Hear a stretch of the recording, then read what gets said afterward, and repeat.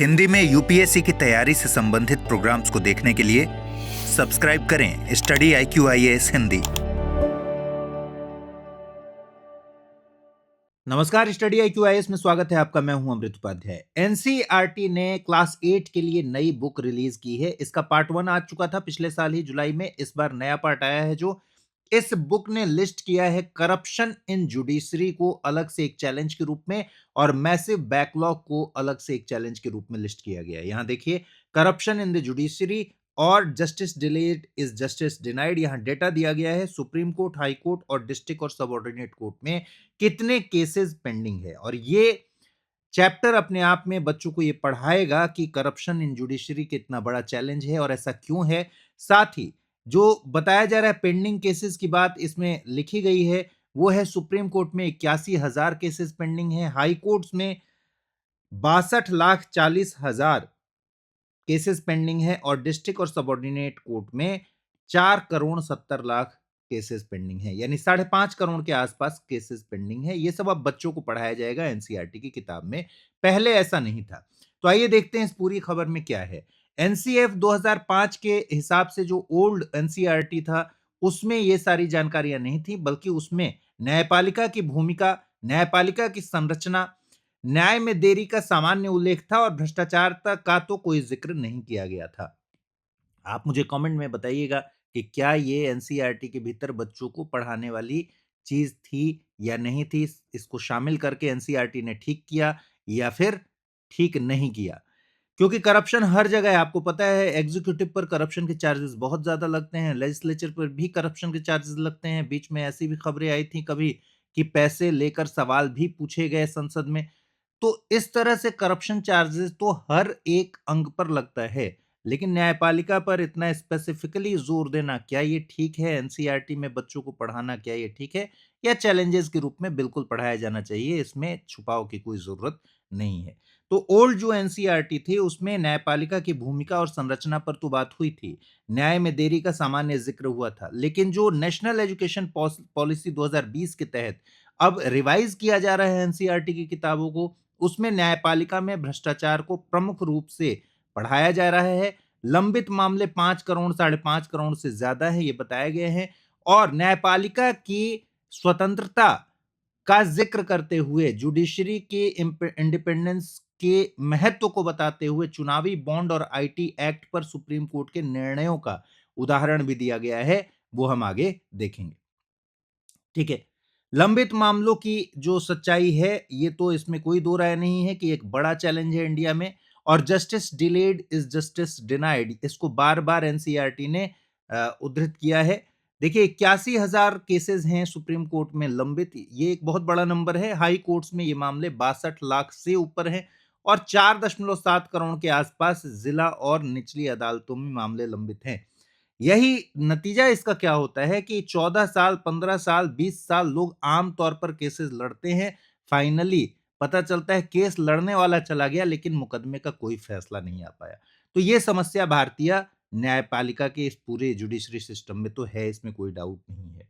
भारी बैकलॉग का कारण बताया गया है इस चैप्टर में। जजों की कमी, पर्याप्तता नहीं है, इनफ जजेस नहीं है, जजेस की जो सीटें हैं वो खाली हैं, तो ये एक बड़ा रीजन बताया गया है। दूसरा, कॉम्प्लेक्स प्रोसेस, लीगल प्रोसेस को एक बड़ा रीजन बताया गया है। और तीसरा, पुअर इंफ्रास्ट्रक्चर, बुनियादी ढांचे की खराब जो व्यवस्था है, उसको एक कारण बताया गया है कि ये बैकलॉग इतना ज्यादा क्यों है। नई किताब ये भी स्पष्ट करती है कि लोग विभिन्न स्तरों पर भ्रष्टाचार का अनुभव करते हैं, जिससे गरीबों के लिए, वंचितों के लिए न्याय पाना बहुत मुश्किल हो जाता है। शिकायतों का अंबार लगा हुआ है। और यहाँ एक सीपी ग्राम्स के डेटा के बारे में बताया गया है। सीपी ग्राम्स जो है वो 2017 से 2021 के बीच 1600 से अधिक शिकायतें दर्ज कर चुका है जजों के खिलाफ, जुडिशरी के खिलाफ। और ये एक बहुत ही गंभीर मामला है, ये किताब में जिक्र किया गया है। अब सीपी ग्राम्स क्या है? देखिए, सीपी ग्राम्स एक पोर्टल है जो 24/7 अवेलेबल है। और 24/7 आप किसी भी मंत्रालय, किसी भी विभाग, किसी भी राज्य सरकार या फिर किसी भी पब्लिक अथॉरिटी के खिलाफ जो भी आपकी शिकायत है, इस पोर्टल पर जाकर आप दर्ज कर सकते हैं। और इसी में ये किताब कहती है कि 1600 से ज्यादा शिकायतें जजों के खिलाफ आई हैं। तो ये सेवा वितरण से संबंधित किसी भी विषय पर जो पब्लिक अथॉरिटीज हैं उनके लिए खिलाफ शिकायत दर्ज करने का एक ऑनलाइन मंच है। अगर आप इसमें ग्रीवांस ऑफिसर की समस्या समाधान से संतुष्ट नहीं है तो आप अपील कर सकते हैं और फिर उस पर भी आपको अल्टीमेटली एक फीडबैक देना होता है। फीडबैक में अगर आपने पुअर फीडबैक दिया तो अपने आप खुल जाता है अपील का ऑप्शन, तो आप अपील कर सकते हैं ग्रीवांस ऑफिसर के फैसले के खिलाफ अगर आपकी शिकायत का समाधान नहीं होता है तो वेब पोर्टल के जरिए भी इंटरनेट के माध्यम से आप डायरेक्ट ग्रीवांस इसका रिड्रेसल के लिए डाल सकते हैं। मोबाइल ऐप भी है इसका, मोबाइल ऐप डाउनलोड करके उसमें अपनी शिकायतों को रख सकते हैं या उमंग ऐप के साथ भी ये इंटीग्रेटेड सर्विस है। करना क्या होता है, रजिस्ट्रेशन कर लीजिए सीपी ग्राम्स में, आईडी आपको एक मिल जाएगा, फिर ट्रैकिंग करते रहिए अपनी शिकायत की, समाधान अधिकारी द्वारा किया जाएगा, फीडबैक आपको देना होगा। अगर आपने पुअर रेटिंग कर दिया तो ये फिर अपील के लिए चला जाएगा। यानी पुअर रेटिंग का मतलब हुआ कि आप समाधान से अधिकारी द्वारा दिए गए समाधान से संतुष्ट नहीं थे, इसलिए आप फिर अपील कर पाएंगे इस मामले में। किन मामलों में सीपी ग्राम्स में शिकायत दर्ज नहीं की जा सकती? सीपी ग्राम्स आपसे कभी एग्जाम में पूछा जा सकता है, तो सीपी ग्राम्स में किन मामलों में शिकायत नहीं दर्ज की जा सकती है? ये आरटीआई से जुड़े मामले नहीं होने चाहिए, राइट टू इंफॉर्मेशन से जुड़े हुए मामले इसमें नहीं आते हैं। दूसरा, सब जुडिस जो मामले हैं न्यायालय में विचाराधीन है वो भी मामले आप इसमें शिकायत नहीं कर सकते। रिलीजियस मामला हो तो आप इसकी शिकायत नहीं कर सकते सीपी ग्राम्स में। और सरकारी कर्मचारियों के जो सेवा से सर्विस से रिलेटेड मामले हो, जैसे डिसिप्लिनरी कोई कार्यवाही से जुड़ा हुआ मामला हो, तो वो डिपार्टमेंटल लेवल पर ही किया जाएगा, इसमें यहाँ पर कोई जगह नहीं है। तो लोग पब्लिक अथॉरिटी के खिलाफ आप शिकायत करेंगे, इन चीजों को छोड़कर शिकायत करेंगे। अब इसमें एक और बात इस चैप्टर में कही गई है, एनसीईआरटी के नए चैप्टर में। जस्टिस बी आर गवई जो चीफ जस्टिस ऑफ इंडिया रह चुके हैं, जुलाई 2025 में इनका एक स्टेटमेंट आया था, पब्लिक स्टेटमेंट था, उसको कोट किया गया है एनसीईआरटी की बुक में और कहा गया है कि दुख की बात है कि न्यायपालिका के भीतर भी भ्रष्टाचार के मामले सामने आए हैं। ये दरअसल गवई साहब ने कहा था 2025 में। इससे जनता के विश्वास पर नेगेटिव इंपैक्ट पड़ता है। इस विश्वास को फिर से बनाने का रास्ता त्वरित, निर्णायक और पारदर्शी कार्रवाई में निहित है। इस स्टेटमेंट को दिया गया है। और आगे बढ़ें उससे पहले मैं आपको बता दूं कि स्टडी आईक्यू का पावर प्ले सेल चल रहा है और इसमें फ्लैट 50% ऑफ चल रहा है। अमृत लाइव कोड यूज करके आप 12,999 रुपए से प्राइस स्टार्ट है। अगर आप यूपीएससी का फाउंडेशन कोर्स लेना चाहते हैं 2027-28 के लिए कोर्स अवेलेबल है, इंग्लिश, हिंदी और इंग्लिश में। इस वीडियो के डिस्क्रिप्शन बॉक्स में जाइएगा, एक लिंक है, वहां क्लिक कीजिएगा तो आपको सारी जानकारी मिलेगी, वहां पर आप एडमिशन ले सकते हैं। अब इस चैप्टर में जुडिशरी के इंडिपेंडेंस के इंपॉर्टेंस को बताया गया है कि भाई न्यायपालिका की स्वतंत्रता क्यों जरूरी है, और दो केस स्टडीज का जिक्र है। एक तो चुनावी बॉन्ड, इलेक्टोरल बॉन्ड, लिखा गया है कि भाई 2018 में एक बॉन्ड पेश किया गया ताकि एनोनिमस रहकर कोई भी चंदा दे सके पॉलिटिकल पार्टीज को, लेकिन सुप्रीम कोर्ट में यह मामला गया, सुप्रीम कोर्ट ने इसे असंवैधानिक घोषित किया। तर्क यह था कि मतदाताओं को जानने का अधिकार है कि फंडिंग कौन कर रहा है पॉलिटिकल पार्टी को, एनोनिमस रहकर आप नहीं दे सकते।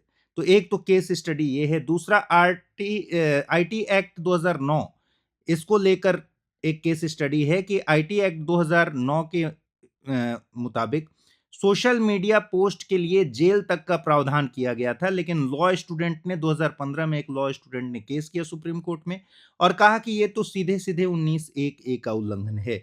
और इस आधार पर जब चुनौती दी, सुप्रीम कोर्ट ने उस सेक्शन को रद्द कर दिया इस आधार पर कि ये 19(1)(a) से संगत नहीं है, फंडामेंटल राइट्स का के उलट है, उससे उसका वायलेशन करता है।